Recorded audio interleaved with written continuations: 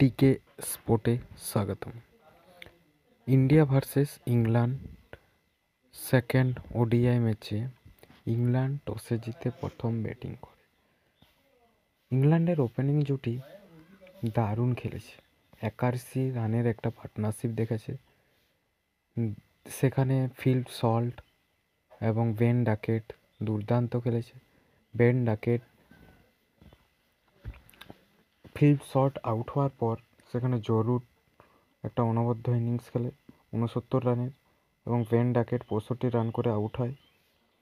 দিয়ে Jos Buttler, Leone Livingstone এনারা ইনিংসটাকে ধরে। দিয়ে শেষ পর্যন্ত 50 ওভার শেষ হতে এক বল বাকি থাকতেই কিন্তু অল আউট হয়ে যায়। এখানে আমাদের ভারতের রবীন্দ্র জাদেজা একটা অনবদ্য ইনিংস, বোলিং এর ইনিংস দেয়, যেখানে তিনি 3 উইকেট নেয় 10 ওভারে 35 রান দিয়ে। এমন একটা ওভার গেছে যেখানে 75 সেকেন্ডেই কিন্তু ওভারটা শেষ করে দেয়। অসাধারণ বোলিং করেছে জাদেজা। বাকি বোলাররাও কিন্তু দুর্দান্ত বোলিং করেছে। শামির কামব্যাক আগের ম্যাচেই আমরা দেখেছি, কিন্তু এই ম্যাচে তুলনামূলকভাবে আরেকটুকু মনে হচ্ছে যে ম্যাচ ফিটনেসের মধ্যে দিয়ে এগোচ্ছে। তারপর সেকেন্ড ইনিংসে রোহিত এবং গিল অনবদ্য ইনিংস খেলে। সেখানে রোহিতের দুর্দান্ত কামব্যাক, অসাধারণ 100 রান করে 6। আগের সেই পুরনো রোহিত শর্মাকে যেমন ফিরে পেলাম।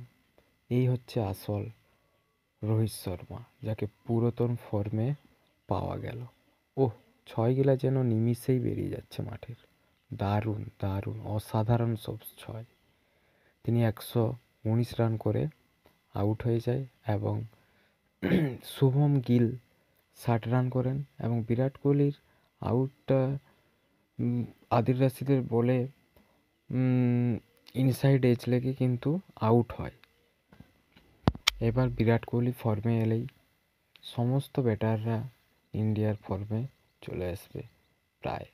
কে রাহুল একমাত্র যিনি রান পায়নি, বাকি সবাই কিন্তু তুলনামূলকভাবে রান পেয়েছে।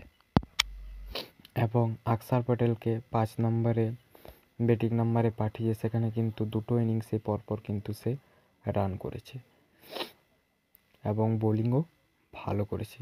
আবার সে জাদেজার ফিনিশিংয়েই কিন্তু ম্যাচ উইনিং হয়। এখান থেকে